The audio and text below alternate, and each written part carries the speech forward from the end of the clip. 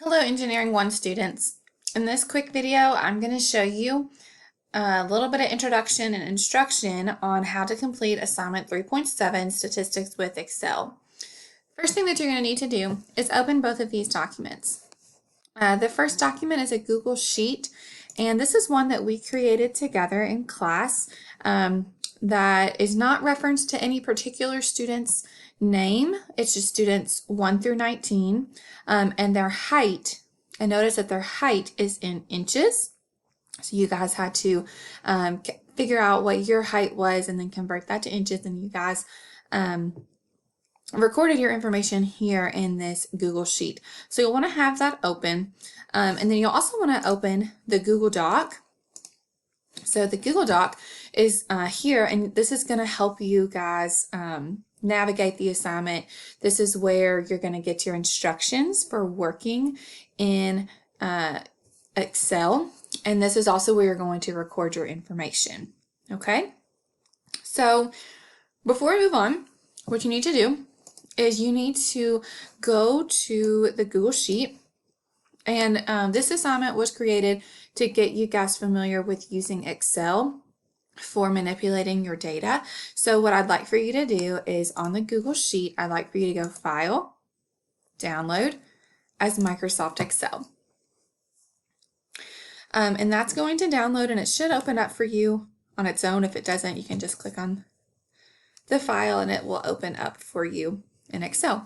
It may ask you this yellow message at the top, Protected View. Go ahead and click Enable Editing so that you are able to edit on this Excel document. You probably want to go ahead and save this as well to your H drive in your engineering folder.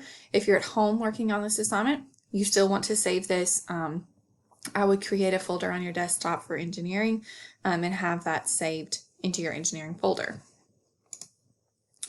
Moving on, let's go back to the Google Doc here with the instructions. So the first part of this is going to ask you to just quick review of what data is, what standard deviation is, the maximum and minimum height and their range. You should be able to look at the Excel spreadsheets for heights and record that information here and here. You're just going to type those values in. And then calculate a rough estimate for the standard deviation. So looking at your data, just really quick, how far apart do you think that the data is? And then look at the Excel spreadsheet and record the population, standard deviation, and the mean. I'll probably show you guys here in just a second how to do those. And then you guys have some other information, some other questions to answer about using the empirical rule, where would 68% of the heights fall, and then write that as a compound inequality, which you guys should know how to do that from just our quick lesson on empirical rule. Let me show you guys. Let me go ahead and calculate these on the Excel spreadsheet. I'll pause and you can get that information in just one moment.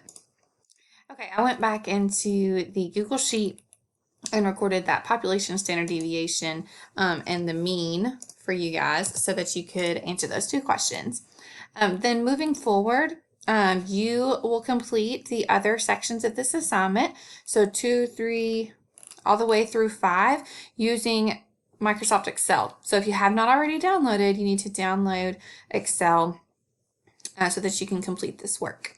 So in the Excel workbook, it says in cell A1, type 37, applied statistics with Excel, enter your name, and cell A2 and the class period in cell A3. Well, if you look at A1, 2, and 3, they already have, A1 and A2 and B1 already have information there.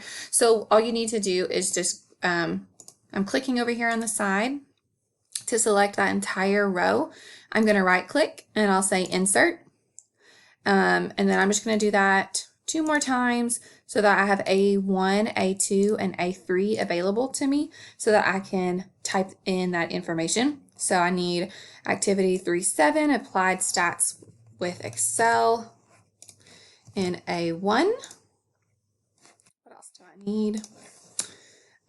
My name in A2 and class period in A3. So you just put your name, obviously put your actual name there, and then your class period goes here. Okay. Column A will be number of students. Column B will be the height in inches. That's already done. In the cell below the heights, calculate the sum of the heights using the sum function. All right, so let's see. In the cell below the heights, again, anytime that you are creating a formula in Excel, you always have to start with an equal sign. And then you can just start typing the word of what you're trying to do. So equals sum. And then I've double clicked on that first one so that it automatically selects that algorithm for sum. And then I'm just going to click and drag all of the data that I need. And then I'll click enter. And that's going to be the sum of those heights. And it tells you how to do that right here. Add the text sum equals in the cell to the left of the sum. Format this so that it is right justified, so just meaning it's to the right. So over here, we're going to write sum and the equal sign, and it also said that we wanted that to be right justified so that it's showing up like that. All right, then it's asking you, it says to the right of your list of heights, use the functions to calculate mean, median, mode, maximum, minimum, and population standard deviation. Format these cells so the numbers are 2 decimal places. To the left of each cells should be appropriate function name. Okay, and I put a little picture here of kind of what that's supposed to look like. I'll show you a couple of those. I'm not going to show you all of them because you guys can do this. So I'm going to go ahead and type in mean, median, oops, not medium, median, mode. Let's see, I think I asked for a max, a min, and then the standard deviation.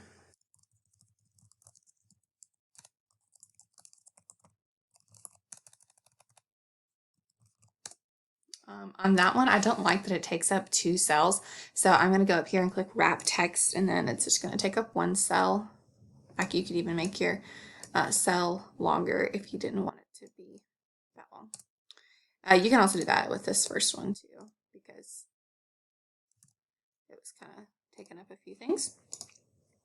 All right, and then we need to record the formulas for those and then make sure that they are 2 decimal places.